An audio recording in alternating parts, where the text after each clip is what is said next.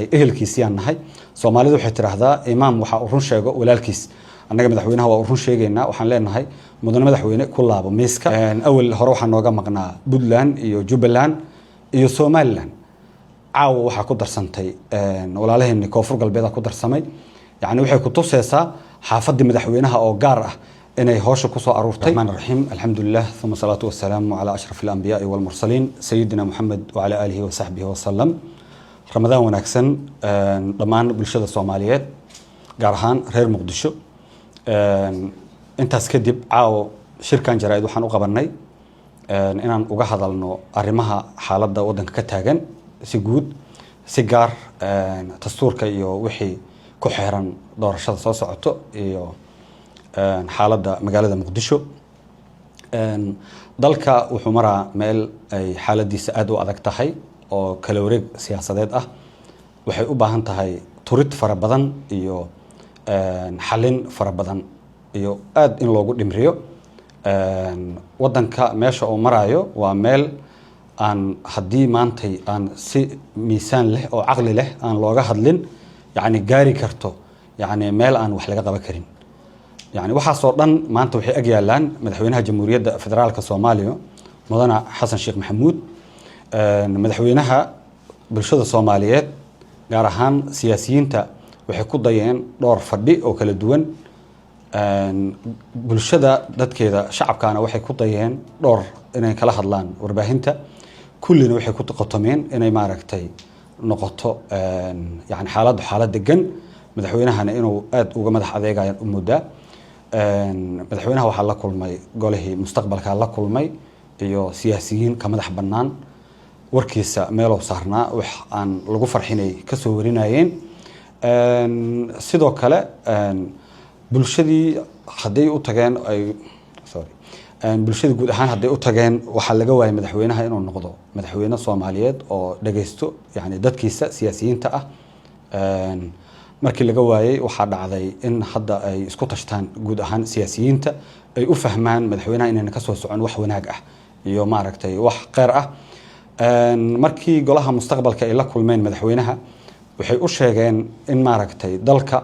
oo u turo oo doorasho heshiis lagu yahay la aado oo dastuurkan oo maaragtay yani problemka keenay dib loo dhigo madaxweynaha uu ka madax adeegay si gaar ah haddana waxa u tagay dad golaha mustaqbalka kamid ahaa oo kamid yahay madaxweynihii hore madaxweyne Sheekh Shariif Sheekh Axmed iyo Khaliif Cabdiqaadir Macalin Nuur iyo xildhibaan Cabdiqaadir Cusable oo si ehelnimada ugu tagay annagana hadda waxaan nahay ehelkiisiyaan nahay Soomaalidu waxay tiraahdaa imaam waxa uu run sheego walaalkiis annaga madaxweynaha waa run sheegaynaa waxaan leenahay mudane madaxweyne ku laabo miiska xasiloonida wadanka ee siyaasadda waa aad u maaragtay u qasan tahay caawa waxaan dareemaynaa madaxweynihii koonfur galbeed oo kugu dambeeyay marka laga soo reebo dadka ehelka ah oo kula joogo yani Soomaali waa dad wax isku darsaday qabaa'il wax isku darsaday waaye awal hore waxaan nooga maqnaa Puntland iyo Jubaland iyo Somaliland caawa waxa ku darsantay walaalaheen koonfur galbeed ku darsamay yani waxay ku tusaysaa xaafadii madaxweynaha oo gaar ah inay hawsha ku soo aruurtay marka mudane madaxweyne waxaan ku leenahay imaam walaalkiisa oo run sheego waa ku warcelinayna walaalaha waa ku yimaadeen si gaar ah kugu yimaadeen ayagoo siyaasiyiin ah oo kamida golaha mustaqbalka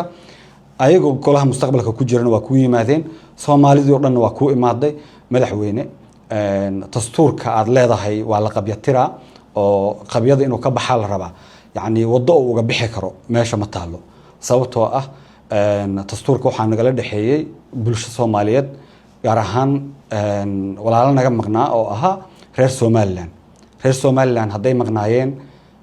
waxay ku maqnaayeen waxbay tirsanayeen wixii ay tirsanayeen waxa kamid ahaa faragelin lagu sameeyay yani siyaasadda wadanka iyo tabashooyin hore ay qabeen hadda marka waa ka sii dartay oo ayaga dastuurkii ku meel gaarka ah lagu qancinayo lagu maslaxayo ayaga waxa dhahdo waxaan tiray qabyadii aan ka tiray ayagoo maqan yani waxay ku tusay marka dastuurka 60kii oo ayaga ay wax ku lahaayeen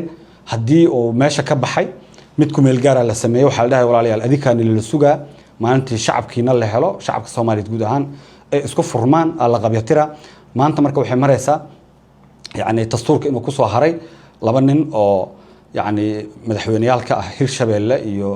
Galmudug iyo madaxweyne Xasan Sheekh waa ognahay waa dad ehela waa hal xaafad waaye